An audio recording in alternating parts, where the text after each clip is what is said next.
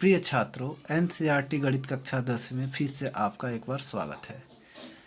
आज हम प्रश्नावली 3.1 का पहला क्वेश्चन सॉल्व करेंगे।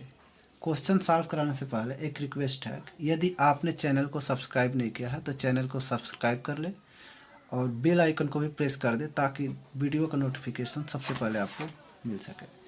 तो चलिए वीडियो को शुरू करते हैं। तो पहला क्वेश्चन हमारा है, आफताब अपनी पुत्री से कहता है 7 वर्ष पूर्व मैं तुमसे 7 गुनी आयु का था। अब से 3 वर्ष बाद मैं तुमसे केवल 3 गुनी आयु का रह जाऊंगा। इस स्थिति को बीजगणितीय एवं ग्राफीय रूपों में व्यक्त कीजिए। इस क्वेश्चन में हमको दो इक्वेशन प्राप्त करना है। जैसे इसमें लिखा है कि इस स्थिति को बीजगणितीय एवं ग्राफीय, तो पहले हम इक्वेशन प्राप्त करेंगे फिर ग्राफ हम देखेंगे। तो पहले हम क्वेश्चन के हिसाब से चलते हैं। तो क्वेश्चन में कह रहा है कि जो आफताब है उसकी पुत्री 7 वर्ष पहले आयु की 7 गुनी थी। तो सबसे पहले हम क्या करेंगे कि दोनों की जो कि 7 वर्ष पहले की आयु निकालेंगे। तो पहले हम मान लेते हैं कि दोनों की वर्तमान आयु x और y है। तो यहाँ पे लिख लेंगे कि आफताब की वर्तमान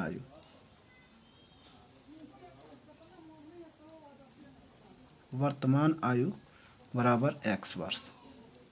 जब भी इस आयु संबंधी प्रश्न आए तो सबसे पहले हम वर्तमान आयु मान लेते हैं, उसके बाद से हम आगे की तरफ जो भी स्टेप का आता है उसके हिसाब से चलते हैं। तो यहाँ पे देखिए, आफताब की वर्तमान आयु x वर्ष हम मान ली है। फिर उसके बाद पुत्री की आयु, तो यहाँ पे लिख लेते हैं पुत्री की वर्तमान आयु मान लेते हैं y वर्ष।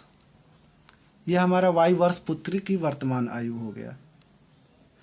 अब हम इस कंडीशन के हिसाब से चलते हैं। चूँकि ये 7 वर्ष पहले की बात हो रही है, इसलिए हम 7 वर्ष पहले दोनों की जो है कि आयु हम निकालेंगे पहले। तो यहाँ से हम 7 वर्ष पहले दोनों की आयु निकालते हैं। एक हेडिंग यहाँ पे डाल देंगे कि 7 वर्ष पहले या पूर्व। अब यहाँ से निकाल देंगे 7 वर्ष पहले आफताब की आयु।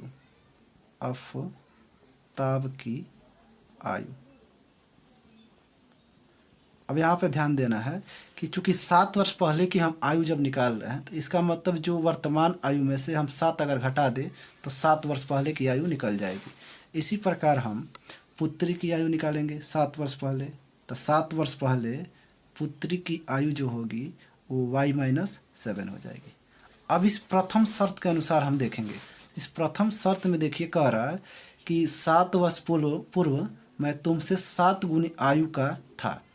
मतलब ये जो पुत्री की आयु थी उसके 7 गुना था। अर्थात ये हो जाएगा, लिख देंगे प्रथम शर्त के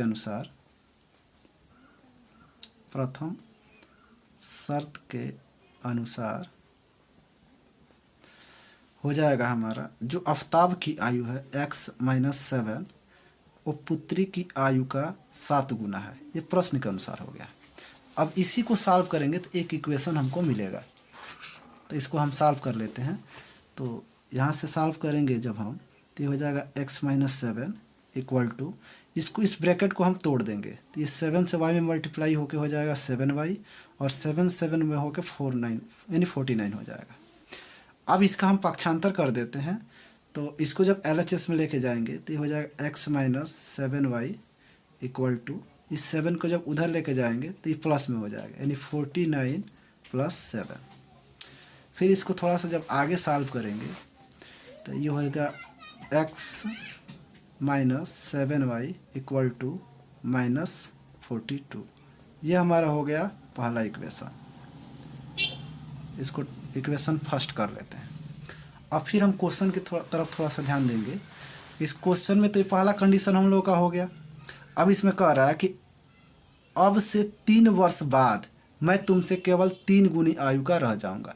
तो अब यहाँ से हम 3 वर्ष बाद की आयु, दोनों की 3 वर्ष बाद आयु निकालेंगे हम। जैसे इसमें 7 वर्ष पहले निकाले थे वैसे हम 3 वर्ष बाद अब दोनों की आयु निकालेंगे। इस दूसरे शर्त के लिए हम लिखेंगे, एक हेडिंग डाल देंगे जैसे उसमें डाले थे 3 वर्ष बाद। 3 वर्ष बाद अब 3 वर्ष बाद हम दोनों की आयु निकालेंगे पहले। तो लिख लेते हैं कि 3 वर्ष बाद आफताब की आयु, आफताब की आयु। अब चूंकि 3 वर्ष वर्तमान की स्थिति से बाद की बात हो रही है, यानी जब 3 वर्ष बाद जब आयु निकालेंगे, इसका मतलब x में जब 3 हम जोड़ दें तो वर्तमान स्थिति से जब 3 जोड़ेंगे तो 3 वर्ष बाद की आयु निकल जाएगी। इसी प्रकार हो जाएगी पुत्री की आयु, पुत्री की आयु बराबर y+3। ये हमारा दोनों हो गया 3 वर्ष बाद की आयु। अब इसमें जो कंडीशन कह रहा है उसके हिसाब से देखते हैं। इस कंडीशन में देखिए कह रहा है कि अब से 3 वर्ष बाद मैं तुमसे केवल 3 गुनी आयु का रह जाऊंगा। इसका मतलब जो आफताब की आयु होगी पुत्री की आयु की 3 गुनी रह जाएगी, अर्थात x+3 ये हो गया आफताब की आयु। अब पुत्री की आयु की 3 गुनी, यानी ये y+3 हमारी पुत्री की आयु हो गई, यानी ये हो गया उसकी 3 गुनी, यानी आफताब की पुत्री की आयु का 3 गुना हो गया आफताब की आयु। अब हम इस इक्वेशन को सॉल्व करेंगे तो ये हमारा जो है कि सेकंड नंबर इक्वेशन मिलेगा। तो इसको जब सॉल्व करेंगे तो देखिए सॉल्व करते हैं इसको, तो x+3 इक्वल टू इसको मल्टीप्लाई कर देंगे तो 3y+9 हो जाएगा। फिर इसको थोड़ा सा आगे बढ़ाएंगे तो हो जाएगा x-3y इक्वल टू 3 उधर जाएगा तो माइनस हो जाएगा तो ये हो जाएगा 6। मतलब हमारा ये इक्वेशन मिला। अगला नंबर 2 नंबर, इसको थोड़ा सा रेड कलर से कर देते हैं, इक्वेशन 2 ये हमारा मिला है 1। अब इस 1 और 2 का हमको आगे कहा है इस क्वेश्चन में कि इस स्थिति का ग्राफीय रूप में, बीजगणितीय रूप हमारा ये पहला और दूसरा हो गया, ये हमारा पहला और दूसरा ये हो गया बीजगणितीय रूप। अब इसका हम भी ग्राफीय रूप देखेंगे। अब इसको लिख लेते हैं एक लैंग्वेज की तरफ से कि दी गई स्थिति का बीजगणितीय रूप। तो यहाँ पर लिख लेते हैं कि दी गई स्थिति का बीजगणितीय रूप, बीजगणितीय रूप। अब दो जो बीजगणितीय रूप है उसको हम लिख लेते हैं, यानी दोनों इक्वेशंस को लिख लेते हैं। तो हमारा पहला इक्वेशन आया है x-7y इक्वल टू -42, ये हमारा पहला इक्वेशन आया है। और दूसरा इक्वेशन आया है x-3y इक्वल टू 6, ये हमारा पहला आंसर कंप्लीट हुआ। अब हम ग्राफीय की बात करेंगे। इस ग्राफ को खींचने से पहले हम इसके लिए एक चार्ट बनाएंगे। तो लिख लेते हैं कि समीकरण 1 से, अब समीकरण 1 से हम सॉल्व करके इसका जो है कि एक चार्ट बना लेते हैं। तो देखिए कैसे बनेगा। तो समीकरण 1 वाला पहले इक्वेशन लिख लेते हैं, x-7y इक्वल टू -42। अब यहाँ से हम x का मान एक बार 0 रख देंगे, एक बार y का मान 0 करके हम 2 मान निकालेंगे। देखिए यहाँ पे एक इस प्रकार का चार्ट बनाएंगे। एक में रखेंगे x और एक में रखेंगे y। यहाँ पर रख लेते हैं x का मान और नीचे y का मान। एक बार हम x का मान 0 करेंगे, एक बार y का मान हम 0 करेंगे। तो यहाँ पर करके देख लेते हैं।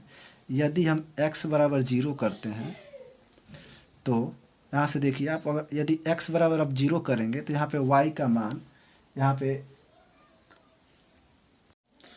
जब हम x बराबर 0 रखेंगे तो यहाँ से हो जाएगा y इक्वल टू 7 से जब इसमें डिवाइड करेंगे तो हो जाएगा 6, अर्थात जब x का मान 0 करेंगे तो y का मान हमारा 6 मिलेगा।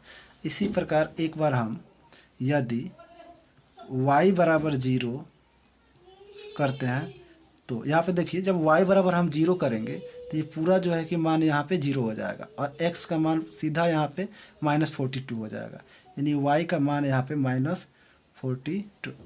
x का मान -42 हो रहा है। तो यहाँ पे जो एक y बराबर जब हम 0 किए तो x का मान हमारा आया -42। इस प्रकार हमारा ये चार्ट तैयार हो गया है। अब इस इक्वेशन का ग्राफ हम खींचेंगे पहले। इस इक्वेशन का पहले हम ग्राफ खींच लेते हैं। तो वीडियो पे बने रहिए आप। अब हम देखते हैं, इसका ग्राफ खींचेंगे तो यहाँ पे चार्ट बन के तैयार हो गया है कि x का मान जब 0 पुट कर रहा है इस इक्वेशन में तो हमको y का मान 6 प्राप्त हो रहा है, और y का मान जब 0 पुट कर रहा है तो x का मान -42 प्राप्त हो रहा है। अब इसका ग्राफ हम यहाँ पे खींचना स्टार्ट करेंगे। तो पहले देखिए यहाँ पे लिखा है, चूँकि 0 x का मान सबसे, देखिए पहले पॉइंट जब हम देखेंगे तो x का मान पहले होता है और y का मान बाद में होता है, यानी हमको मिल रहा है 0 और 6। तो यानी x का मान 0 और y का मान 6 होना चाहिए, यानी 6 होना चाहिए। तो यहाँ पे देखिए इस ग्राफ में हम देखेंगे कि x का मान, ये चूँकि x अक्ष है और ये y अक्ष है यहाँ पे। अब यहाँ पे x का मान हमारा 0 प्राप्त हो रहा है, अर्थात यहाँ पे यानी ये जो फंक्शन ये हमारा x वाला है इधर मूव नहीं करेगा, और y का मान हमारा 6 है, यानी यहाँ पे यानी ये पॉइंट हमको मिलेगा 0, 6। अब हमारा नेक्स्ट पॉइंट होगा 0 यानी -42 और 0। जब इस इक्वेशन की अगर हम बात करेंगे तो ये हो जाएगा -42 और 0, यानी x का मान -42 और y का मान 0। तो इसमें देखेंगे तो यहाँ पे देखिए -40 है, और यहाँ पे मान लेते हैं कि यहाँ पे 42 है, और यहाँ पे देखिए y का मान दे रहा है 0, अर्थात इस ये मूवमेंट जो होगी हमारा शून्य है, अर्थात यहाँ पे हमारा हो जाएगा -42 और 0। ये हमारा पॉइंट हो जाएगा -42 और 0। अब हम अंत में इसको मिला देंगे, यही हमारा हो जाएगा ग्राफीय रूप इस इक्वेशन का। तो ऐसे हम मिला दिए, यही हमारा हो गया ग्राफीय रूप। अब इसका नाम लिख देते हैं x - 7y बराबर -42। इस इक्वेशन का हमारा ये ग्राफीय रूप है। आप इसका चाहे तो स्क्रीनशॉट ले सकते हैं। इसी प्रकार हम दूसरे का ग्राफीय रूप देखेंगे, तो वीडियो को आप देखते रहिए। चलिए दूसरे का हम ग्राफीय रूप यहाँ पे ड्रा करते हैं। देखिए यहाँ पे चूँकि दूसरा इक्वेशन है हमारा, इक्वेशन नंबर 2 है कि x - 3y = 6। तो सबसे पहले जैसे पिछले इक्वेशन था x - 7y - 42, तो उसका हम पहले चार्ट तैयार किए थे, वैसे हम इसका चार्ट तैयार करेंगे। तो यहाँ पे डायरेक्ट चार्ट तैयार करते हैं। तो यहाँ पे एक हम ऐसे चार्ट तैयार कर लेते हैं, एक में रख देते हैं x का मान और एक में रख देते हैं y का मान। ये हमारा x का मान है, ये हमारा y का मान है। अब इसमें देखिए हमको सबसे पहले जैसे उसमें रखे थे x = पहले 0, तो हम इसमें भी क्या करेंगे, x का मान 0 रखेंगे। तो जब हम x का मान 0 रखते हैं तो y बराबर, यहाँ से आप देख सकते हैं यहाँ पे y का मान हमारा 2 आएगा, इसलिए कि 3 डिवाइड में चला जाएगा और माइनस ही है, तो यहाँ पे हो जाएगा -2। फिर हम y को एक बार 0 कर देते हैं। तो जब हम y को एक बार 0 करेंगे तो यहाँ से देखिए ये फंक्शन पूरा हमारा 0 हो जाएगा, और x बराबर डायरेक्ट 6 हो जाएगा। यानी x का मान जब 0 किए तो -2 प्राप्त हुआ, और y का मान जब 0 किए तो 6 प्राप्त हुआ। अब हम इसका ग्राफ खींचेंगे। आइए अब हम इसका ग्राफ खींचते हैं। ये हमारा हो जाएगा y अक्ष और ये हमारा हो जाएगा x अक्ष, x एक्सिस, और ये हमारा हो जाएगा y डैश, ये हो जाएगा x डैश। इस प्रकार जब हम इसका ग्राफ खींचेंगे तो यहाँ पे हमको मान लेते हैं कि यहाँ पे 0 है, क्योंकि यहाँ पे देखिए x का मान अधिकतम 6 तक गया है और इसमें y का मान -2 तक गया है। इसका मतलब इसमें हम 6 ले लेते हैं, यानी यहाँ से मान लेते हैं यहाँ पे 1 है, यहाँ पे 2, बराबर बराबर दूरी हमको लेना है, यहाँ पे 4, यहाँ पे 5 और यहाँ पे 6।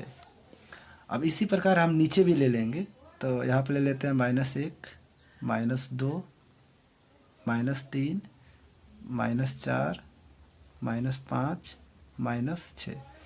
ये हम ले लिए नीचे की तरफ।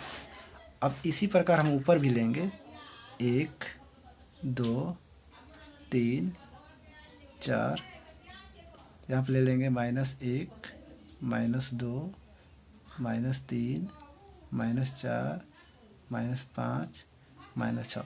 क्योंकि आप यहाँ पे सारी जो दूरी होंगी यहाँ पे बराबर होगी, तो आप यहाँ पे आप दूरी बराबर लीजिएगा। यहाँ पे तो बस ऐसे ही दिखाने के लिए कर दिया गया है। तो यहाँ पे देखिए क्या करना है हमको, इस पॉइंट को पहले देखते हैं। यहाँ पे देखिए x का मान 0 दिया और y का मान -2 दिया है। तो सबसे पहले इस पॉइंट को देखते हैं कहाँ होगा। तो ये x का मान 0 है अर्थात y पे होगा, यानी x पे कहीं नहीं होगा।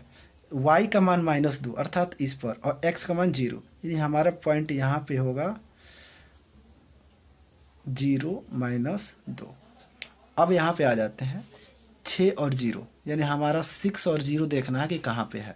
तो x का मान यहाँ पे 6 है और y का मान 0 है, यानी यहाँ पे x का मान यही हमारा 6 है और y का मान 0 है, तो यहीं पर आएगा, अर्थात ये हमारा हो जाएगा 6 0।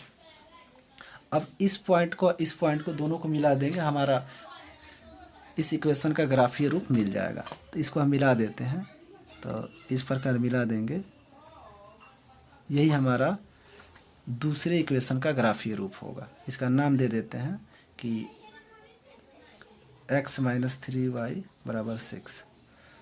तो इस प्रकार आप क्वेश्चन को सॉल्व कर सकते हैं, और इस प्रकार हम अब ऐसे क्वेश्चंस का ग्राफ बनाएंगे।